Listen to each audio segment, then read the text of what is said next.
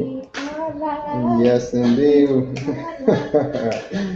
What's going on, my money mavens and moolah mistress? It's me, Joe Knows Money, and I'm here with my wife.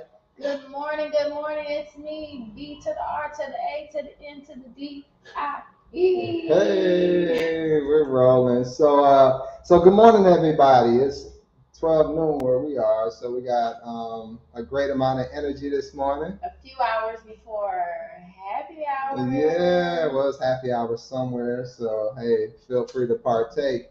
Right. So happy to be here with you all. You've seen the video that we just put out about world schooling and the experience that our daughter and our son is having thus far.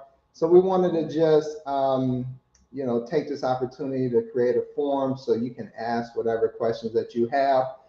We get one-off questions from people all the time, so we just compile them into a list of questions today that we're going to be answering.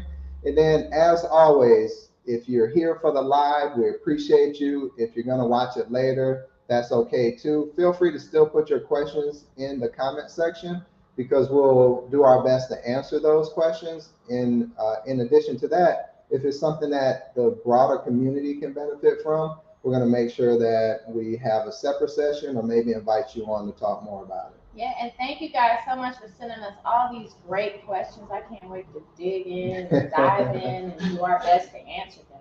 Absolutely. So as we had already discussed, I'm Joe Knows Money.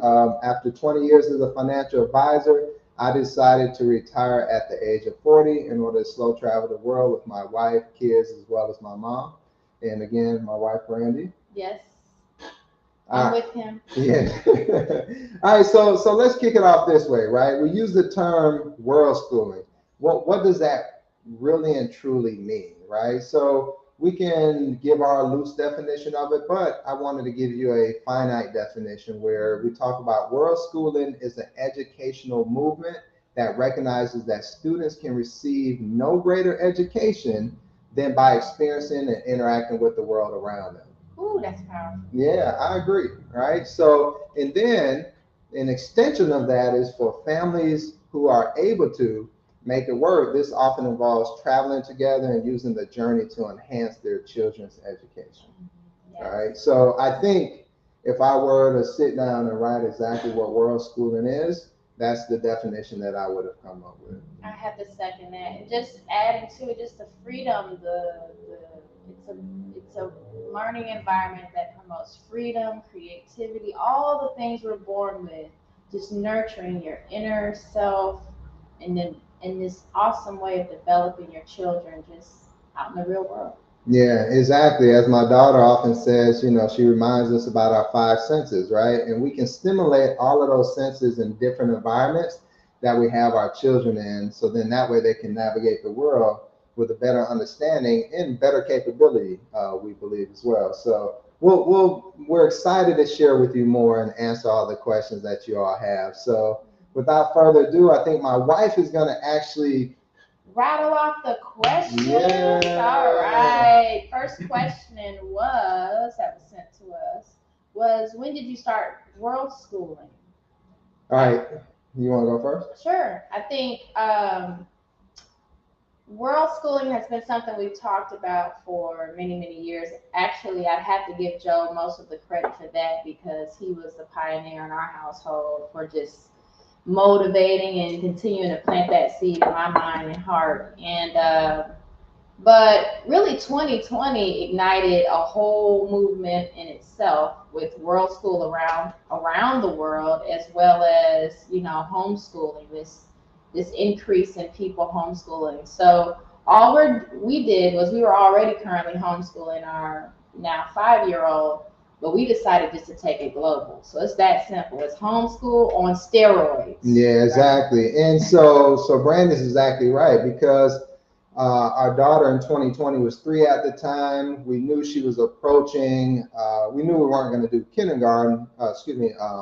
Daycare, but we knew we were approaching kindergarten age. So we had to make a decision: are we going to homeschool? Are we going to go the traditional route? And then we had the world events like the pandemic, but then also what was happening with social injustice and all of that that was culminating at the same time, as well as an opportunity for us to retire early in 2020 as well. So all of that really came together at one time. But as Brandie has said, we had been keeping an eye out for an opportunity to do something like that.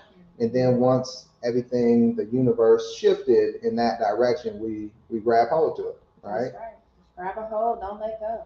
It's been the best decision that we could have made for all of us. Mm-hmm. And academics, we're always learning, even as adults. And so to relearn some of these basic fundamentals with our 5-year-old and just this very explorative atmosphere, it's been fun for me too. Yeah, yeah. In talking about utilizing creativity Yeah. to come up, and again, we do this often, to shout out to the teachers, right? Ooh. Because we have to create the lesson plan and how to make it fun, how to make it interactive, how to make sure that our student is grasping the How to make information. it stick. How to make it stick, right?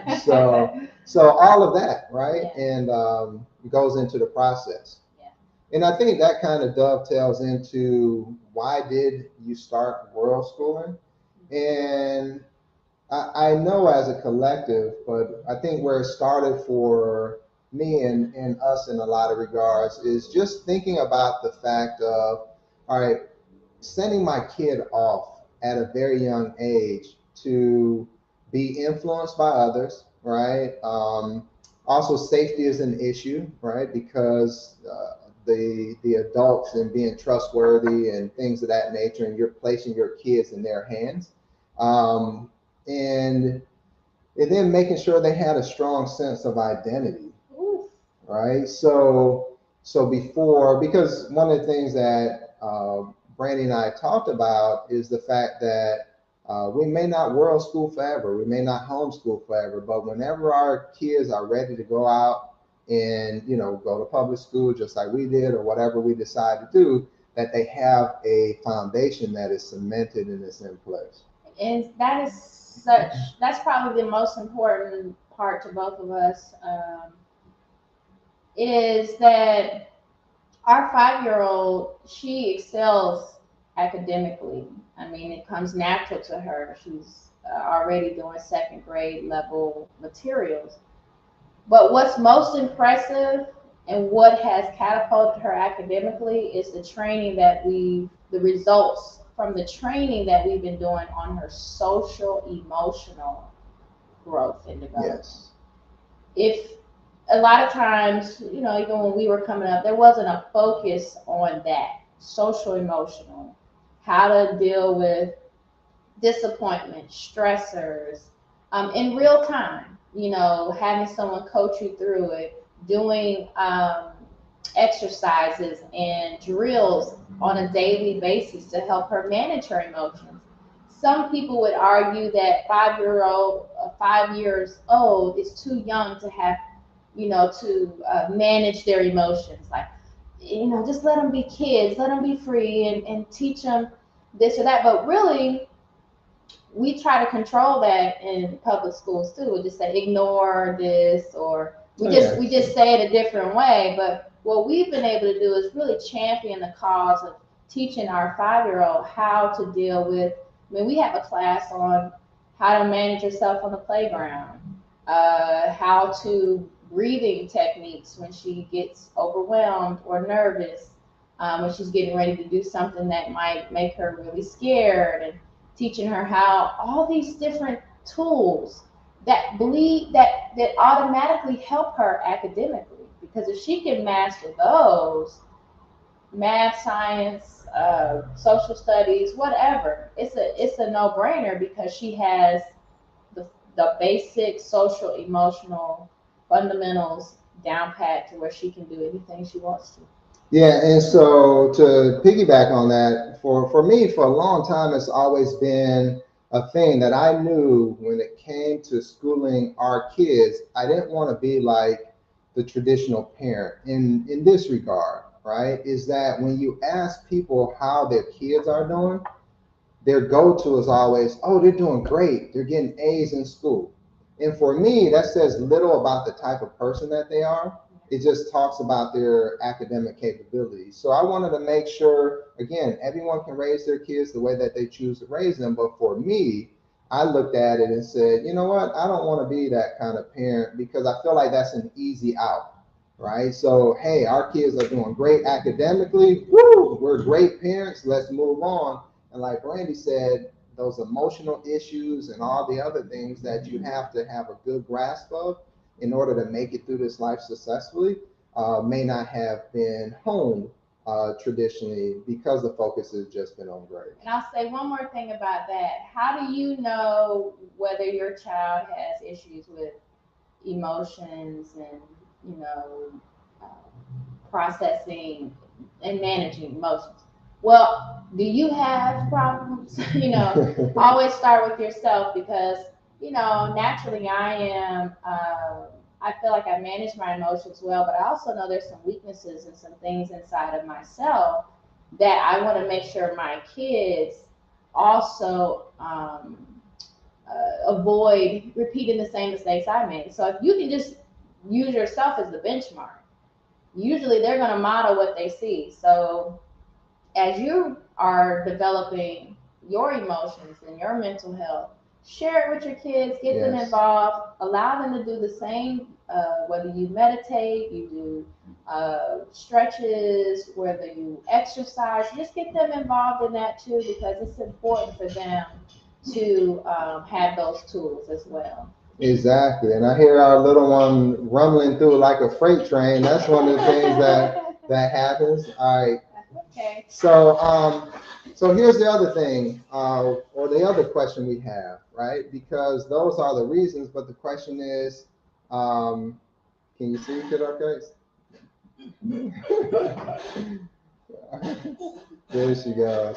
All right. So where have you been, right? So that's the fun aspect of it. So we had talked about all the reasons why, and the other thing, I want to make mention of. I know we get a lot more of these questions. Unfortunately, when bad things happen, all right, when there's a school shooting, the realities of the shelter in place drills, and people are like, man, I don't feel comfortable sending my kids to school in this kind of environment. And I would encourage, yes, that is it's jarring and it prompts you to think about it, but don't lose that momentum to actually go from thinking about it to really putting a plan in motion. Putting a plan in motion to take your first steps. Right. So where have we been so far? All right. So here's the deal.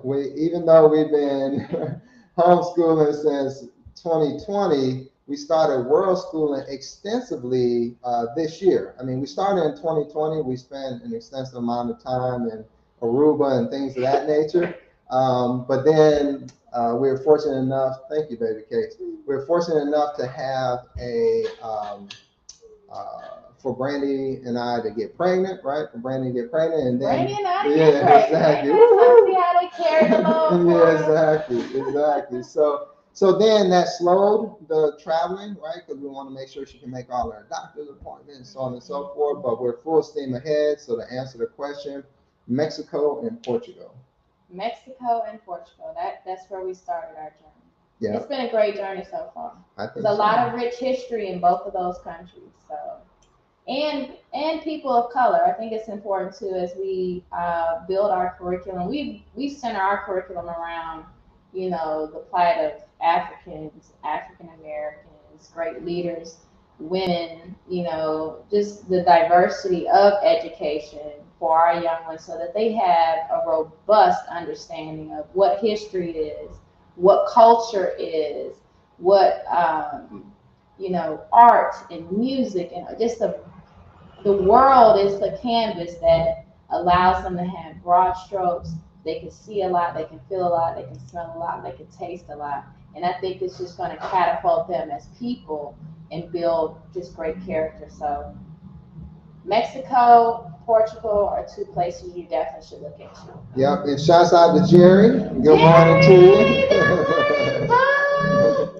Yeah. We love you, Jerry. Appreciate you joining. And yeah, I mean, so So if you think about it, you get an opportunity to teach them history and their place in history. And as we know in a lot of the school curriculums, there's a lot of fighting right now in terms of what you can have in there, what you can't have in there, and a lot of whitewashing of the curriculum. So we want to make sure that we give the full perspective, and it allows us to do that. It does. And I'll give you a quick example here.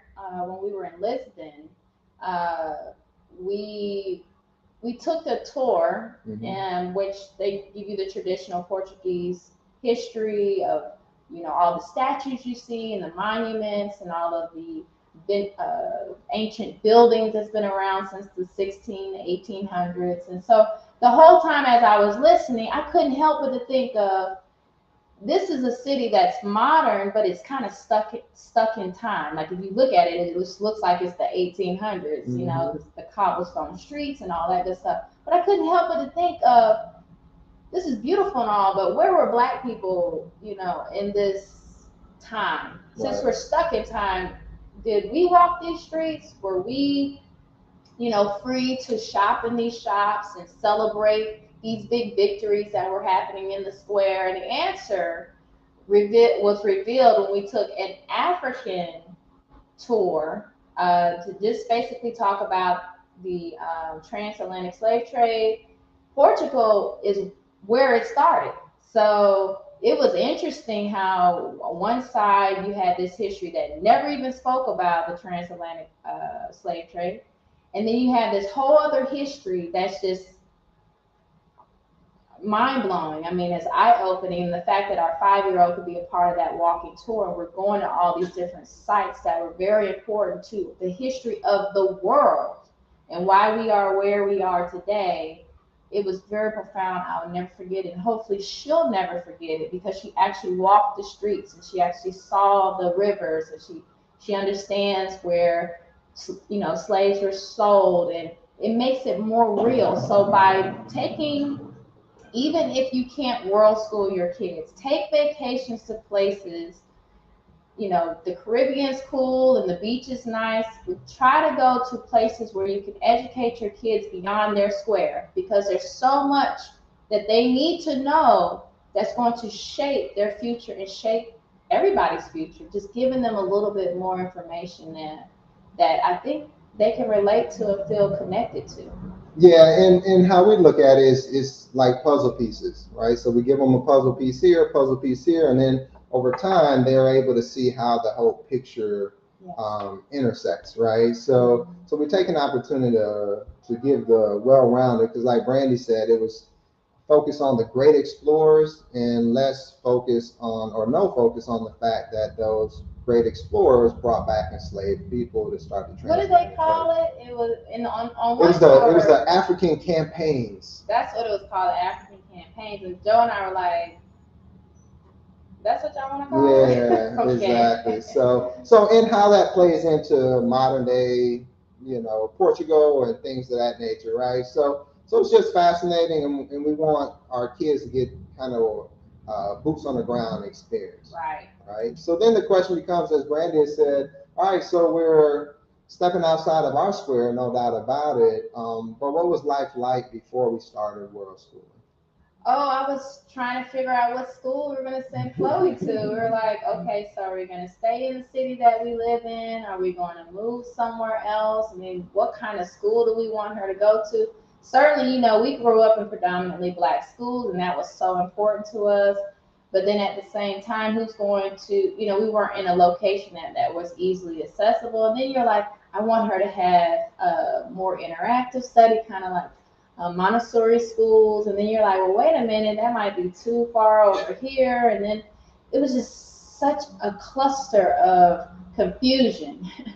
So that's where I was. Where were Yeah, you? yeah. No, I mean, I think we were in a very traditional mode, right? It's we're working. It's all right. What do we do? Um, do we stop working? Do one of us stop working? Do we both keep working? Do we, like you said, which is the best fit for what we're trying to accomplish with our children? And quite honestly, we came up with the answer was, nobody's going to teach our kids the way that we want them to be taught. right? Because they A, don't have the vested interest, and B, they don't have the time. So no matter how good the school, no matter how good the curriculum, things of that nature, if we're not doling out the information where uh, history is accurate, where they're having their talents championed. And, just earlier this morning, our daughter was just singing and singing and singing, and we didn't have to cut her off to get her ready for school. We didn't have to cut her off for us to rush out the door to go to an appointment or a meeting. She could literally just sing until her heart was content. And as I was sharing with Brandy, that was something that just made my heart sing, right? That's what we're doing it for, is just that freedom. Yeah, and honestly, like we said before, we appreciate the teachers and we understand what they have to do every day. Actually, we celebrate teachers because I mean, teaching is the greatest gift, I think, because you're molding minds. And so, one of the things I was thinking about is just that we we know the teachers are going to teach the curriculum, but when it comes to the social emotional health of our child, that solely relies on the people that she mirrors, right? Which is us. And so teachers aren't responsible for that part. And it's hard to do that when you have 20 kids in a classroom. And I had some phenomenal teachers that really went above and beyond to try to love on each student that they could. But we knew that if we had the opportunity and we could, shape our life around this, that this was going to be our job, that we wanted to be the ones to step out there first. And then after we do it for a while, at least the first few years, we feel comfortable turning them over into somebody else's hands. Yeah, and we knew that it's hard to do, right, when we're also spread so thin, because sadly, most people's situation is that their kids go off to school for 8 hours a day, and then afterwards there's functions and things to go to, and then you go home, shower, eat, go to sleep, right? Mm-hmm. Or even if there's not something to do after school, you're doing schoolwork, and it's there's very little time for the parent to actually impart Yeah. their system of beliefs based upon the experience that they earned through potentially trials and tribulations in the world, right? So it's very little time. So it's like, oh, my kid doesn't listen to what I say or whatever, because they barely know you, right? And to your point, that's not discrediting anybody. Yeah. That's what we use as motivation to say, wow, we didn't want that setup. We Yeah. we, we want something more in depth where we get to really put our fingerprint on our Yeah, kids. and you're right. And just remember, guys, if you can't pull the trigger on world schooling or homeschooling right now, on the weekends, on your vacations, on your you can practice really, kind of in a staycation kind of mode where try to start doing a little bit of a world schooling at home, even though they go to public school or private school, whatever their situation is. Still try to take time to give them real life experiences. I know you saw in our video, I don't know, some of you guys saw in our video with Chloe. I mean, it's a class just teaching her how to use public transportation. Why is that a class? Because it's real life. She needs to know how to use a crosswalk, follow signs, even at 5 years old. In the navigate, because we In the teach her navigate. cardinal directions, right? North, Yes. south, east, west, things of that nature. So we integrate it all into. Everything Yeah. is a class. Hmm. Everything that we do every day, from washing dishes to sweeping the floor to, I know we focus on tying shoes and things like that, but even my 5 year old right now, we're having a class on how to put a shirt on. I mean, it's been probably the she does second grade math, but this has been the hardest class for her, just learning how to put her clothes on. And so by Well, put herself. put it on the way that you wanted to put it And I would say on. that, She knows how to put her shirt on. well, I'm just saying that it's been a tough task, right? So we just everything that we do day to day can be a class. That's world schooling, just to give you some insight. If you can't make this big grandiose move to another country, that's okay. World schooling is real world experiences that they get taught every day. True. And I want you to know towards the end, we're going to actually talk about the fact that you can do a big Yes, grandiose thing as well. But Brandie is right. You know, it's hard to go from 0 to 60, yes. right? So if you start going down that path, you'll see if you like it or not, first and Take little bites. foremost, right? So that's good. What questions or fears did you have about world schooling before you started? I'll let you I go don't first. know, like flying all across the world, don't know a language, where we gonna live, how we gonna eat. Um, are the kids gonna be happy? Are they gonna make friends? All those fears creep in there. But then I started weighing them against. I had the same fears at home, Right. so so I said, well, at least we'll be in a new experience altogether, so we can Yeah. share the nervousness as a family. Yeah. Yeah, to your point, I think it is very little difference. It's just a different environment in terms of those concerns that you might have. And honestly, I didn't have many fears or concerns just because I know that. Um, so we go out on this journey. I knew two things. One, we wouldn't have any regrets, right? You tend to regret those things that you never tried when you're 80 years old versus those things that you have tried. But the second thing I thought to myself is our old life is waiting on us. So we get out there and we didn't, like the world schooling and Just pop right back in. I mean, Nobody even know we were it's gone. very easy. I mean, you go back, get your house, work your 9 to 5 or whatever you want to do. Yeah.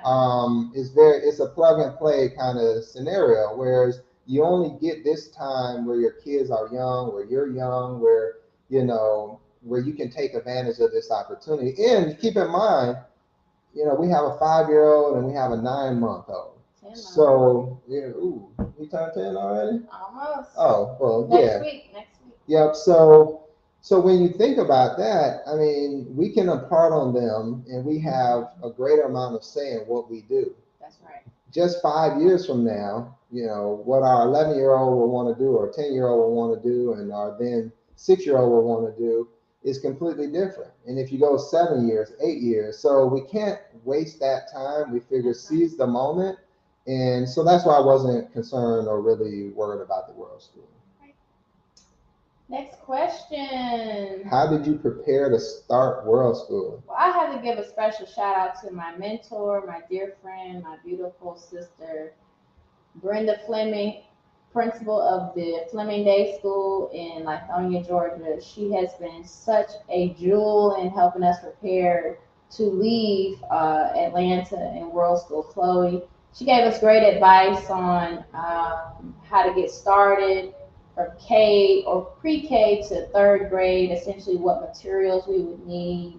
And it's very, very simple when during that uh, early years from K to third grade because they really don't start testing until third grade. So Right. reading, writing, arithmetic, social studies, science. We got a series of workbooks and reading materials and all kinds of good information. It just made me more comfortable with her curriculum and making sure that she's getting the basics. I know we're going to have other creative ways of teaching her and other course studies that are creative, but I wanted to make sure that she was excelling with the basics and she's doing that. So. And I think that's a good point, right? Because we did a great amount of research beforehand, right? And what you'll find is sometimes the information is a little squishy. And the reason for that is because some states are a lot more lenient in what you're able to do. So they don't have, okay, take this particular curriculum for your kids to, do homeschooling right, or, it's very loose. So you're left trying to figure out what's the best curriculum and what am I supposed to do and how am I supposed to document it and how to make sure that my kid is ready for that first test, like you said, in the third grade. And you don't want to wait that long to figure out if there's deficiencies and things of that nature. And I think this goes to the heart of nothing should really get in the way of you world schooling if you want to do it, right? What Brandon and I talked about is she's more historically more traditional, right? You know, in that kind of that unschooling that you hear about, where it's like, but I'm used to this and this and this, whereas I'm more free with it. We went through the same thing, public schooling, things of that nature. It's just personalities. One isn't better than the other, but the point is you can work together. So we brought in Miss Fleming to say, all right, hey, can you look at what we've researched, what we've been thinking about? And she was so nice and gracious to look it over and confirm some things, add on to others where, you know, we both benefited from it. That's right. And understanding that you can go to a local bookstore, Target, Walmart to get this course materials. It doesn't take for K to third grade. You can just like I said, you can order it online. Go ahead and get started. The kids materials are just Yeah, plentiful, so it's not difficult. it all depends on your budget. I mean, literally, you could create a lot of this stuff yourself, right? Yes. Like if you look online and you see, okay, what are they going to teach a kid in the first grade, second grade, third grade, and you're like, I don't have money to buy flashcards. Cut up some paper and make flashcards yourself, right? That's right. So it's just dependent upon the time and the effort and the energy and the resources that you have. We can provide some of the materials that we use for Chloe. Chloe is using books in grade levels 1 to 2, right? And so as she continues, and these are workbooks, so she's using workbooks. And then we also use we use online apps, and we also have a Scholastic Teachables membership where we get, you can get thousands of printouts and worksheets and just a variety of subject matters from, reading, writing, spelling, vocabulary to languages and all that good stuff. So Scholastic Teachables is another good. And that's a lot of stuff that we pay for. You can also go to Khan Academy, that's free. You can go to Sesame Street, they have a bunch of printable, readable kind of deals as well. So yeah, I mean, mix and match, do whatever makes the most sense for your situation. That's right. All right, so how do your friends and family members react to when you started World School? My friends and family have been cheerleaders and just super optimistic and happy for us. Sometimes I do get the question, the most pressing question is, it's usually regarding Chloe's social experiences. Like, is she going to be limited to how her socialization and with other kids? And we went through the whole pandemic, so poor Chloe, for 2 years was just in isolation, just like a lot of other kids. But now we're going from pandemic to homeschooling or world schooling, and so she doesn't have that traditional, everyday group of people that she interacts with. And so, but honestly, Chloe's socialization skills are great because, like I said, we spend a lot of time teaching her how to engage with people. So not only is she meeting kids in different activities that we'll go to, like the park, we've gone to ballets, she's now going to be enrolled in some sporting, like track and some other things and some other activities along the way.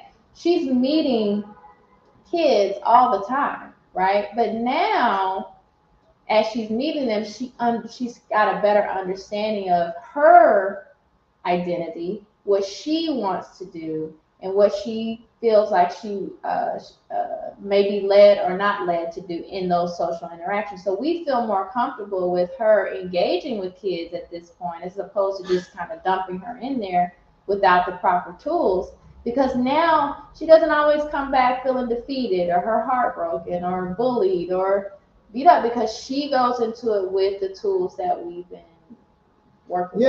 And we're really her life coach, right? So even when she's at the playground, I may call her to the side and, give her praise for the fact that when her and her new group of friends went up to the top of the slide and she wanted to go down and all of them wanted to go back the way in which they came, that she still did, what she wanted to do. And she slid down, or sometimes when the kids want to play and then they maybe don't want to play any longer and you just continue on doing what it is that you want to do, this is all coaching and praising and validating what's the best way for you to interact with people in a healthy manner. And it's not only us telling her, but she gets to watch us interact with each other, interact with other people. So she's um, Observe. in absorbing, right? Yes. Those verbal ways in which we strike up conversations and build friendships with people, That's right. right? So And it's also helped with language too, right? yes, Because most of the kids here speak Portuguese. And so therefore she's having that barrier of, oh, do they understand me? And that has also been a motivator for her to learn more Portuguese too, so she can interact more with people, which I love. It's a bonus. very true.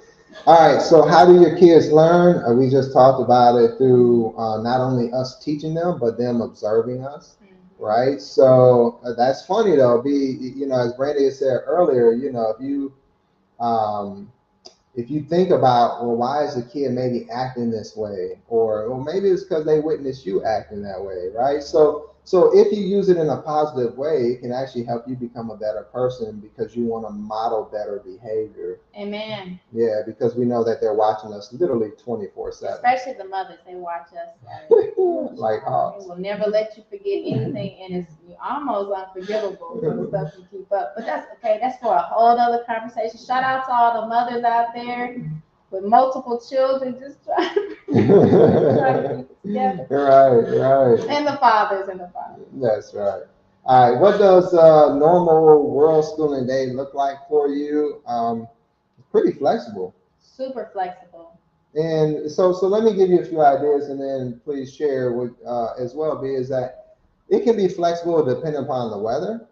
So like when we were in Aruba, we had to get out super early. So we were up break of dawn, and we would be back in before like noontime before it gets super hot out. And so that meant we wouldn't do the schooling in the morning. We would do it in the afternoon. It was even when we were in Lisbon. It was, if you were watching the news, they had the forest fires and it was like 100 and bazillion degrees outside, and it was just too hot for us to be out in the afternoon, especially with a 9-month-old. And so we adjusted our schedule. Right. Now we're in a different region of Portugal, and we're adjusting again because we have more freedom because it's not too hot, it's not too cold throughout the day. So even something as little as weather. The other thing is energy. Energy. If our child wakes up kind of, at breakfast, it's a struggle. We're like, oh, no. Let's do some social emotional practice. Yeah. Let's get out. Let's get some fresh air. Let's do something fun to ease into our day versus forcing her to do coursework when she's really not. And honestly, we as adults feel that way too. A lot of us play hooky. When you're just not feeling it, you're not feeling it. Sometimes some of us wish we can just call out of work because today just ain't one of those days. Well, we're not so much allowing her to get out of doing her schoolwork. We're just giving her time to ease into her day without hitting her from all angles with all of this stuff. So that flexibility helps with, like I said, the emotional, mental training that we're doing. Setting her up for success. And if you really think about it, the irony is this: K through 12, they want you to sit in class, go to this class no matter how you're feeling, do it this way, do it this way, do it this way. The goal of most people sending their kids to K through 12 is for them to go off to college. Mm-hmm. When you go off to college, your day is a lot more to yourself. And you can decide, this is how I used to do it, is I would sit down and maybe I'd start writing an essay, and I'm like, I don't feel like doing that right now. Let me do my math work, or let me do my history, let me do this. So in actuality, we're skipping over, right, the conditioning part of it, in which it's literally the same practice as you will have in college and the same freedom. Yeah. Right. So, and then like Brandie said, one of the benefits of homeschooling, you're there so you can actually tailor the curriculum based upon what you're seeing. Like, oh no, need to do some social emotional work today. Oh no, need to do something around how to handle yourself on the playground because we just did that yesterday, and maybe we encountered some hiccups, so we want to train you up on that. It's a great way to just flow with what your kid need in the moment versus what the curriculum calls for at the time. That's true. And I think in the state of Georgia, they just require 4 hours a day. So you can pick what, if you're looking for more structure, because like Joe said, I needed to have the ground rules of how to do it in the state that we live. But just 4 hours a day, and you can float them however you want. And that's why we do it that way, based on weather, energy, everything. So. Agreed. All right, next question. How has world schooling changed your relationship with each other? You want to go first? Well, that's a good question. I think that, y'all have to admit, because whenever it's new and it's changed, your girl struggles, and he's such a free spirit when it comes to that change. Me, I have to know what's going on. I overanalyze. So it was difficult at first, us getting on the same page. But what we did was we allowed each other to kind of grow in this space of world schooling on our own, and then we came together and came up with a plan. So I will say it took a little time for me to kind of wrap my mind around what it actually meant, because I want to make sure I'm educating my child, right? I want to make sure that we're not just raising like a little wolf cat, like she's been raised by a pack of wolves, and when we send her out into the world, she doesn't have the things that she needs. But once I got my mind around that, once it matched up with the freedom and the free flow of things, it's been great. Yeah, and I appreciate you sharing that with everybody, because it's important to know that you're going to encounter some hiccups as you're trying to match. Again, when you send them off to school, the curriculum is preset. Yeah. Versus when you're building the curriculum, it's like what's important to one spouse versus what's important to the other. Why? And really having that robust conversation around um, what is in the kid's best interest and what is our own bias. Right. Right? Because again, it's like, well, I did this in school. Well, why did you do that in school? All right. And then understanding that you can be more concentrated when you're homeschooling because it's just one or two kids or however many kids you have, versus a teacher has to take attendance to begin with. They have to, deal with disciplinary things, all that. We don't deal with no discipline. We don't play that. So the key is we have more time to really dedicate towards the curriculum and making sure that they absorb it.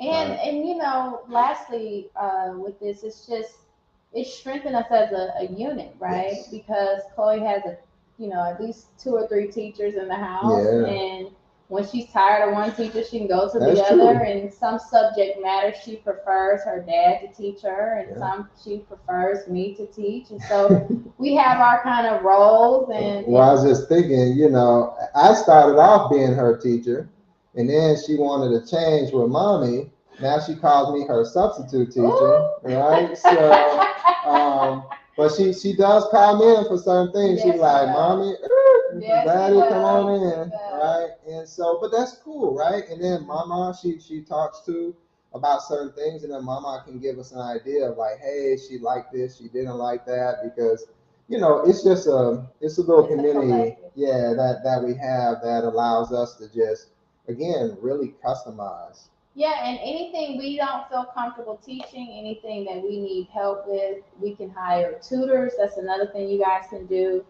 When you're world schooling, you can sign up for, certain courses for them to take while you're traveling.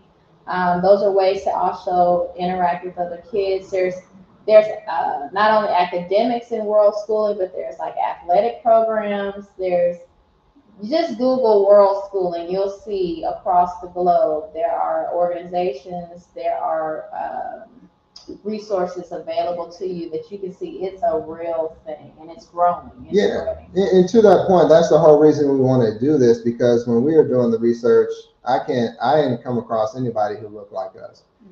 There's other couples that are traveling the world, Black couples. We love them. Shout out to them. I haven't seen anybody with small kids. Yeah. Right. So for us, we felt like it's important, not that we know everything, but to share what we do know. That's right. And then as we learn, share more of what we know. Yeah. And so that's the importance of sharing the information about homeschooling. I think we talked about a lot of the benefits. We get to customize the curriculum. We get to flow with our kids. We get to spend time together, making sure that they not only learn by what we say, but learn by what we do. That's I mean, we still have a business. So, you know, she helps us with payroll as an example, right? So when Brandie's doing payroll, she'll sit on her lap and we explain, you know, the hours and the pay and the taxes and the this. So everything is a learning, and make sure that, you know, she has the skills to take over the business one day. That's right. All right. What are the biggest challenges you have faced? Challenges. What are some of the challenges? I don't think there are very many. I mean, it's really simple. When you have the materials that you're teaching, you have someone available in the household to teach them. Mm-hmm. The kids are engaged in what you're teaching, and you can track their progress somehow through their workbooks or through testing or I think that's really it. The biggest challenge probably when I'm thinking about it is just making time. When you, just like if you were working from home, so shout out to all the people that work from home. Yeah. But also a special shout out to the people who work from home who waste a lot of time. You know, you're supposed to be at the computer and you're over here painting your nails or looking on the internet. Same thing with world schooling. You know you need to be up teaching. Yes. You know the kids, it's been 3 days and they haven't cracked open a book.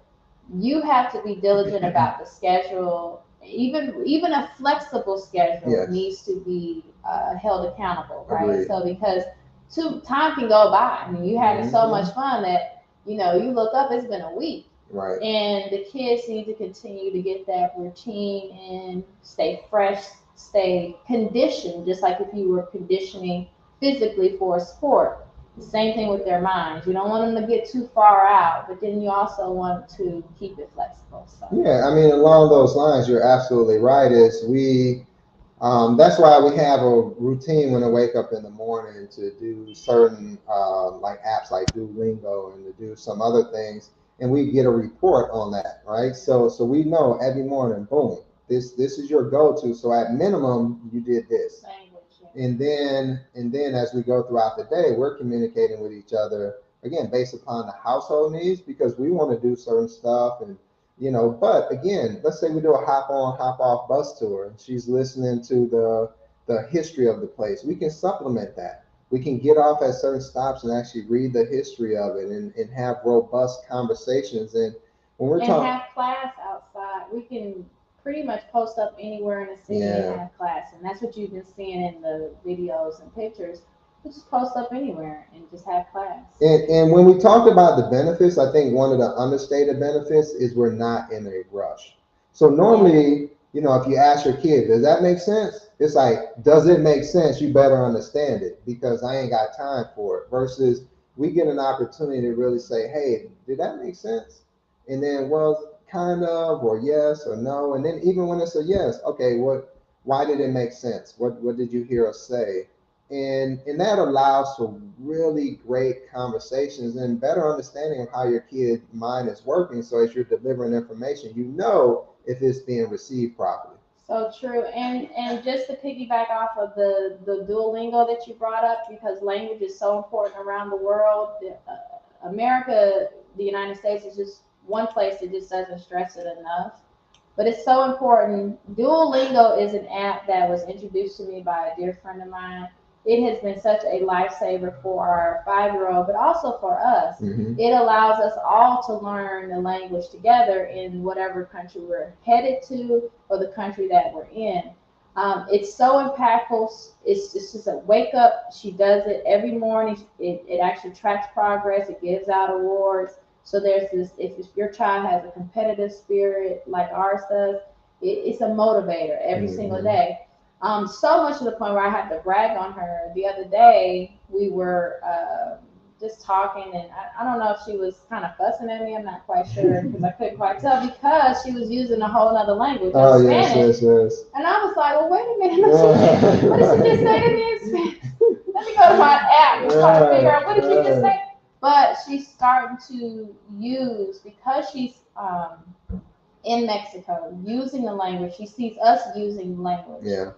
Now it's becoming second nature to her to use the language. Yes. She's using what she's learning in the real world.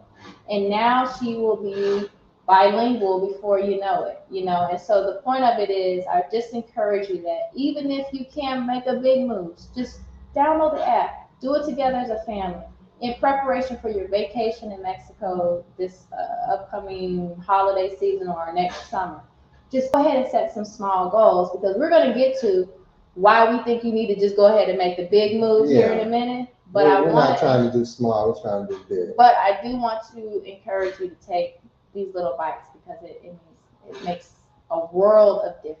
Agreed. And you know, some of the things we do just by being here is sometimes, let's say school is out, we're doing something and she's trying to figure out what to do. She'll ask, because one of the things I put forward is you can watch cartoons, but they have to be in Portuguese. Ooh, or when she was in Mexico, I'm like, you can watch cartoons, but it has to be in Spanish. So now she sits there and watches the cartoons, and that helps because it's playing in the background for our 9-month-old to hear, and we know that they're better at language skills than we are as we get older. So just hearing that in the background and then her experiencing it and following along will help. Again, puzzle pieces that they'll be able to put together later. Chloe and I saw a whole movie. Oh, you sure did. In Lisbon, in Portuguese. Sat through the whole movie, not in English, fully. It was all in Portuguese. We both understood it. We had a good time. Yeah. No problem. Can't quite. I don't understand the language, but I understood the narrative. What was happening? Yeah. So we just continue to engulf ourselves. Just continue to be in the environment, learning as much as we can, even if we don't fully understand everything. Agreed. So this gets to what we were talking about. Well, how do you afford to world school? All right. So everyone's situation is different. The thing I constantly hammer home is that you should always ask yourself this question: how can I world school? Not can I world school? Because when you say how can I world school, it triggers your brain like a Google search to find the answer to your problem, right? Or the solution of what you're trying to achieve. And so for us, it's different, right? We retired at the age of 40, and how we were able to do that is by saving over 60% of our income. And that was just, it wasn't by design necessarily, right? Because we hadn't found the FIRE movement, financial independence, retire early. But what we did do is knew that we wanted to be great savers so that we could set ourselves up for if we ever needed to or wanted to leave our jobs, that we were financially okay to do so. And that turned into having enough money to retire early. All right. And so that's us, right? So that allows us to really dedicate our time and energy to schooling our children. For other people, it may be, hey, you're working remotely. There's plenty of jobs, especially since the pandemic, that allows you to work remotely. And you will want to look if there's opportunities for you to work remotely internationally, because that could allow you to get ahead. Like, for example, a customer service job in the United States might pay a wage that is very difficult for you to live a robust lifestyle off of. However, if you got that same wage in Mexico or some other place, then it would afford you a much better opportunity for you and your kids, right? So it's just dependent upon, you know, what your current situation is like. You could just work towards the financial independence, retire early, or you could say, I'm going to do it right now. I don't want to miss any of these years of world schooling my kids now. Yep. So, and the next question is, how much does it cost? This is what Brandie and I were talking about before. You can buy the biggest, grandest curriculum that you can find, or you can piece it together through a lot of free opportunities, whether it be Sesame Street or whether it be, Khan Academy or a host of other free. I mean, for example, if you can go right now to the African American Museum in Washington, D.C., and they got plenty of free stuff that you can download in order to teach Black history, just as an example. So any subject that you're seeking out, you can find those kind of materials online. Yes, and so K or pre-K to third grade, no testing, anything. You can just make sure they can read, write, especially reading and writing and math. Um, and that's basically the basics. But like Joe said, you can go online. There are organizations that from the deluxe package down to just the basic necessities when it comes to world schooling, homeschooling. So we can provide some of those in our description or link. Yeah, just ask the question, right? Yes, and And, this you know, question. because I just want to provide what people deem to be helpful, right? Because it takes energy for us to compile it, put it together. And if you got the questions, we'll give the answers. All right. So, what is next in your adventure when it comes to world schooling? Well, I think just more destinations, and we're figuring out what works best for us, right? Because we slow travel. So sometimes people get excited and they're like, "Where have you been?" And it's like, "We've been to these places." And they're like, "That's it?" You know, not that they say that verbally, but for us, we want to spend at least 3 months in a location, if not more, because what that allows us to do is really, I mean, yes, we've just like everybody else, we've gone to New York City and spent 5 days. But think about it. I mean, one borough is bigger than a lot of major cities in the United States. Think about if you spent 3 months in New York City, how much more you could experience in all the different boroughs, right? A lot of countries are like that, right? The cities are massive. So, yes, you can get a quick feel if you're doing the traditional tourist thing, but because we're travelers and we're actually looking to see are these places where we might want to plant roots down temporarily or permanently or whatever the case might be. So we're really looking around, and that takes a lot of time. Yes, it does. Right. So I What's think that's the next? next I adventure. think, yeah, so more destinations, and then of course our kids are growing, so Chloe would like to advance to the next grade level. So we have some challenges coming up where we have to meet certain criteria and surpass them, which I am confident she will.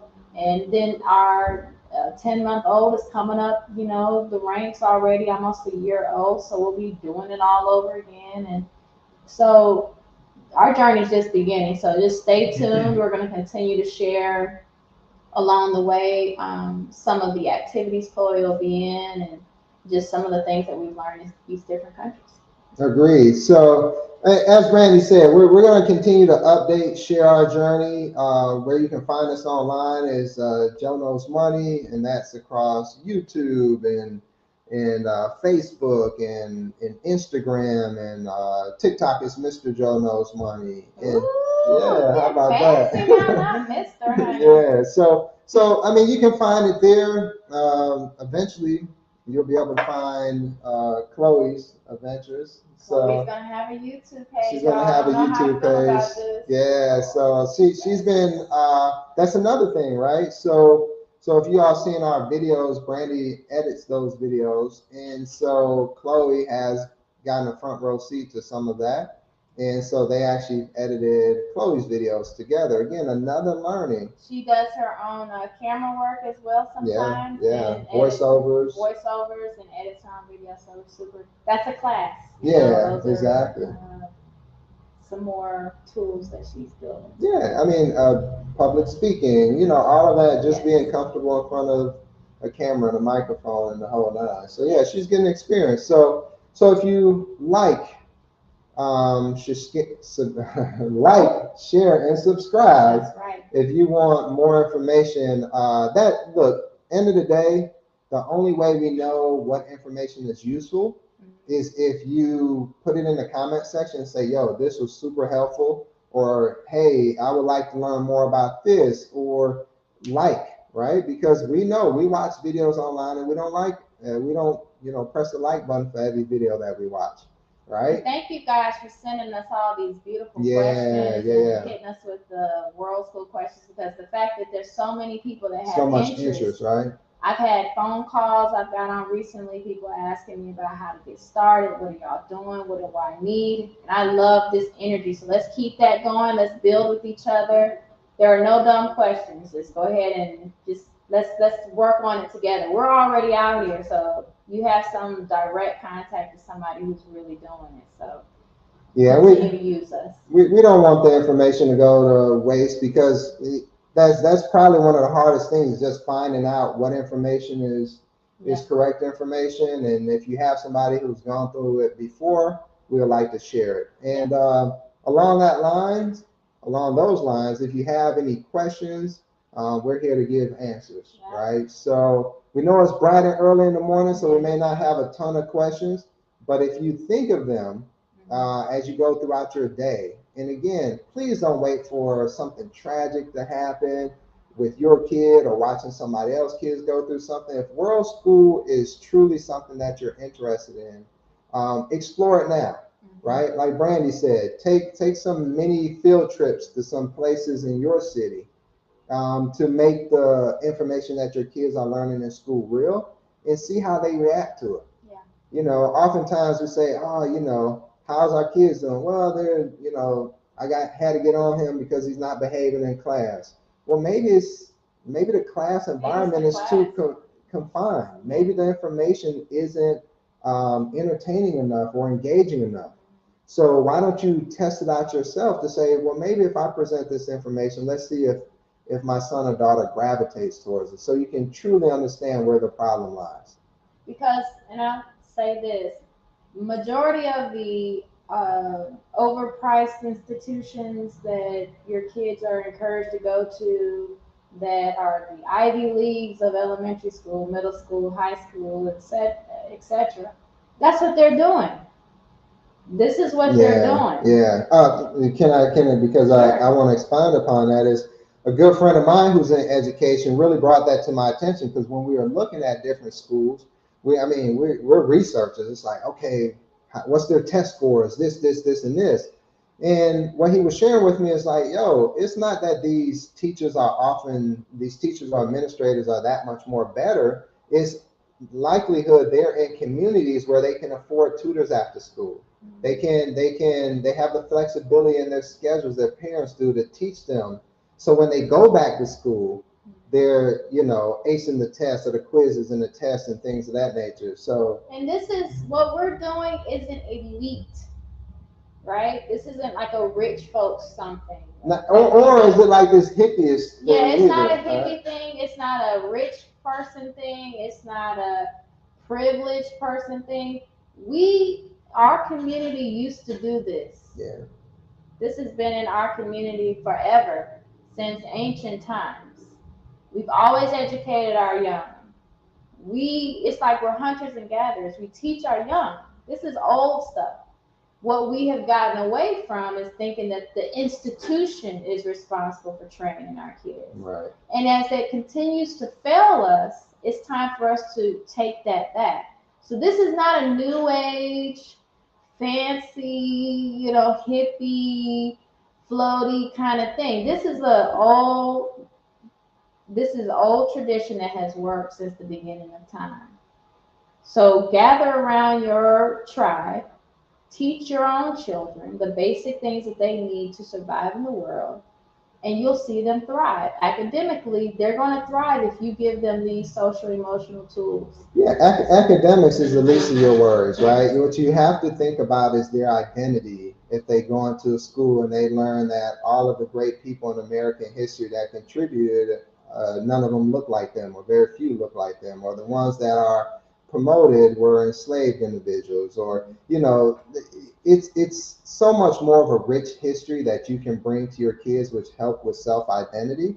Because again, what's the point of them getting great grades in school if they're a mess, right? Either they're a mess in their belief system or they're a mess in their emotional needs and things of that nature. So just trying to shape a more well-rounded individual and give our kids and hopefully your kids the best opportunities to succeed and be whole and happy human beings. And anybody who knows us personally knows that we're all about not only our kids, but your kids. That's why we're doing this, because we believe that if we help your kids, we help the world. We help our kids help your kids. It's just an ecosystem to grow our community to where it needs to be. So this is our job. This is what we're supposed to do as a community. This is like an international PTA meeting right here, this whole thing. So let's continue to build. Let's continue to share. I promise you it works. It has helped us as a family. It's helped us as individuals. Our kids are thriving. And so, therefore, we're just so grateful that you guys took the time to have coffee and Yeah. breakfast or cereal, whatever you're doing over there with us this morning. Feel free to shoot us questions, and we'll be back. We're going to be back. We'll be back. All right, y'all. So we appreciate your time. Like Brandie said, as always, until next time, be good to yourself. And be good to your spouse. Yes. Give them hugs. Yes. Give them love. Yes. Kisses. All right. All right. Peace. Have a Peace good out. day. Love y'all. Have a good day. Go